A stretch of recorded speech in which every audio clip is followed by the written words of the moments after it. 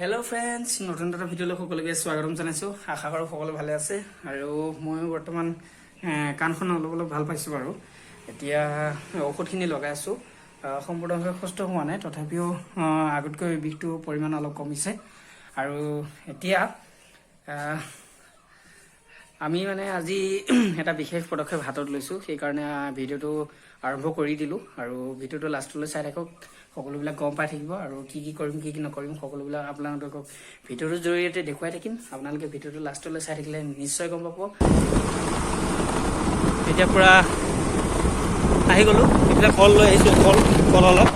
আৰু এতিয়া চাওকচোন, বাকী ঘাঁহনি সেউজীয়া, চাৰিওফালে সেউজীয়া ঘাঁহনি পথাৰ, কি ধুনীয়া লাগিছে, গাঁৱলীয়া এটা পৰিৱেশ।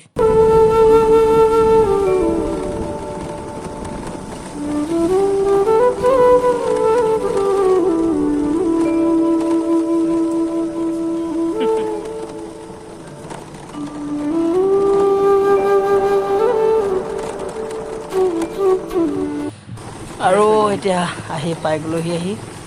ৰ'ব স্কুটিখন ৰখাই লওঁ, চাবিটো খুলি লওঁ ধুনীয়াকৈ, তাৰপিছত কৈ থাকোঁ ব'লক। আৰু এতিয়া আমি আহি পাই গ'লোহি। ল'ৰাবিলাকে কাম কৰি আছে, আধা আধি কাম শেষ হৈ গ'ল। আমি অকণমান অহা দেৰি হৈ গ'ল বাৰু। তাৰপিছত বাকীখিনি আপোনালোকক দেখুৱাইছোঁ সম্পূৰ্ণকৈ। আমি আহক ভিতৰলৈ সোমাই যাওঁ। আৰু ইয়াত দেখিছে চাৰিওদিশটো ধুনীয়াকৈ জংঘল হৈ আছিলে আৰু এতিয়া চাফা কৰি দিয়া হ'ল গোটেইখিনি। গোটেই শ্মশানখনৰ চাৰিদিশটো এবাৰ চাওকচোন, কিমান ধুনীয়া লাগিছে দেখিবলৈ। আৰু এতিয়া আপোনালোকে দেখিবলৈ পাইছে, এইখনেই হৈছে চিতাখন, য'ত আমাৰ গাঁৱৰ মৃত ব্যক্তিসকলৰ অন্তিম সৎকাৰ ইয়াতে কৰা হয়। আৰু ইয়াতে জ্বলাই পেলোৱা হয় মানুহৰ জীৱনৰ অহংকাৰ, গৌৰৱ। এই দুদিনীয়া জীৱনত আপোনালোকে অহংকাৰ কৰি গৌৰৱ কৰি একো লাভ নাই। মোৰ ইয়ালৈ আহি এটাই অনুভৱ হৈছে যে যি দুদিন জীয়াই থকা হয় মানুহৰ লগত মিলা প্ৰীতিৰে হাঁহিৰে গোটেই জীৱনটো এনজয় কৰিব লাগে। কেৱল চিন্তা ভাৱনা টকা পইচাক লৈ অহংকাৰ কৰি একো লাভ নাই। মানুহৰ জীৱনত বহুতো বিভিন্ন ধৰণৰ ঘটনা ঘটিব পাৰে, সেইবিলাক হয়তো খন্তেকীয়া হয়, কিন্তু ইয়ালৈ আহি আপোনালোকে অনুভৱ কৰিব পাৰিব যে সেইবিলাক এই পৃথিৱীত একোৱেই নাই। কেৱল মানুহৰ লগত হাঁহি ধেমালিৰে আৰু মিলা প্ৰীতিৰে জীৱনটো উপভোগ কৰিবলৈ শিকক। আনক দুখীয়াক সহায় কৰক আৰু সকলোৰে মিলা প্ৰীতিৰে জীয়াই থাকিবলৈ চিন্তা কৰক।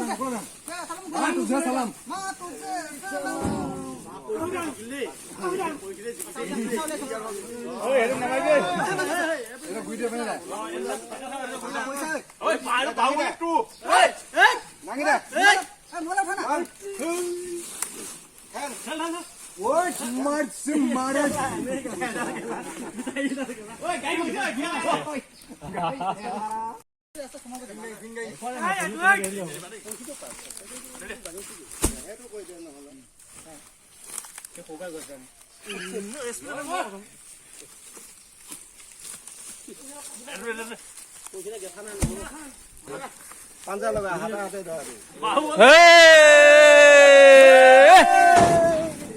কালি নাটক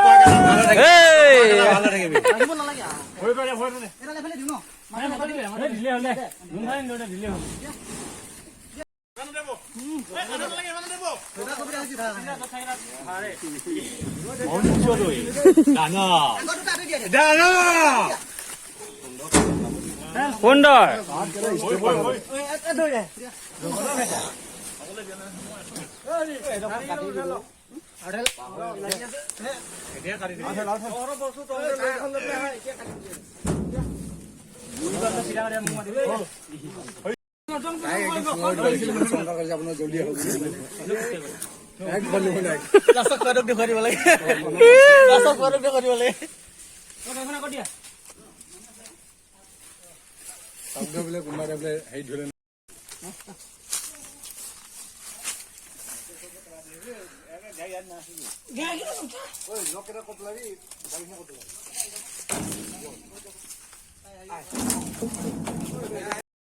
বেলেগ গাড়ী দেই বা চাবি নিদিলে যায় চলো চলো চলো চলো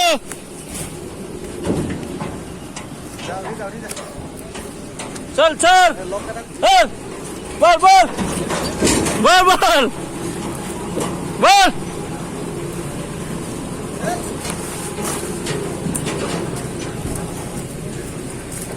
এলি দিছো গাড়ীখন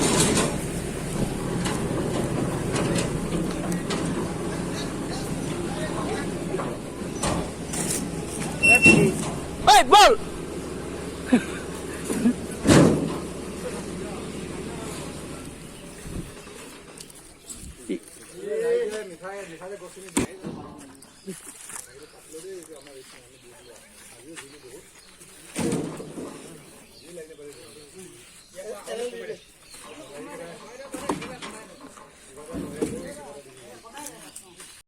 আৰু এতিয়া ধুনীয়াকৈ গছ চছ উঠাই হৈ গ'ল গাড়ীত এতিয়া ধুনীয়াকৈ খোৱাৰ টাইম হৈ গ'ল হাত ভৰি ধুই সকলোৱে নিজৰ নিজৰ স্থানত বহি গ'ল আৰু এনেকৈ মিঠাই গোল্লা চিঙৰা এনেকৈ ভগাই দিলে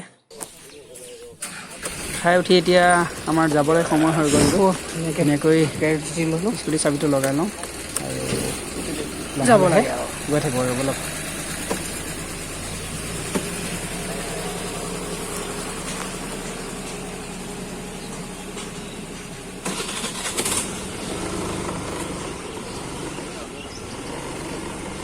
চলো চলো চাইকেল লৈছ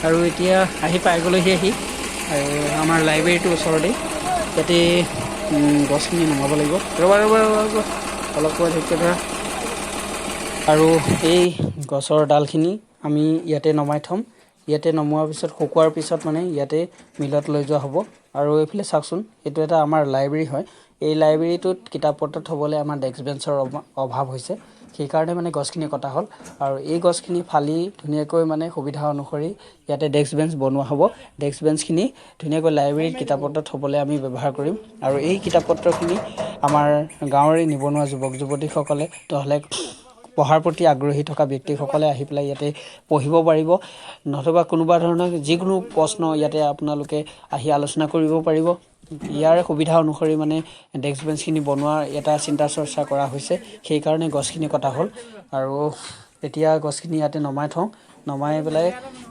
শুকুৱাই থোৱা হ'ব কেইদিনমান শুকুৱাৰ পাছত মানে ইয়াক ফালিবৰ কাৰণে ব্যৱস্থা কৰা হ'ব এনেধৰণৰ কাৰ্যসূচীৰ বাবে মানে হাতত লোৱা হৈছে এটা আজি ভিডিঅ'টো ইয়াতে সামৰণি মাৰি দিছোঁ ভিডিঅ'টো কেনেকুৱা পালে নিশ্চয় কমেণ্ট কৰি জনাব আৰু যদি ভিডিঅ'টো ভাল লাগিছে লাইক এটা কৰি দিব আৰু যদি কোনোবা নতুনকৈ আহিছে চেনেলটো ছাবস্ক্ৰাইব কৰিবলৈ নাপাহৰিব ধন্যবাদ জয় অসম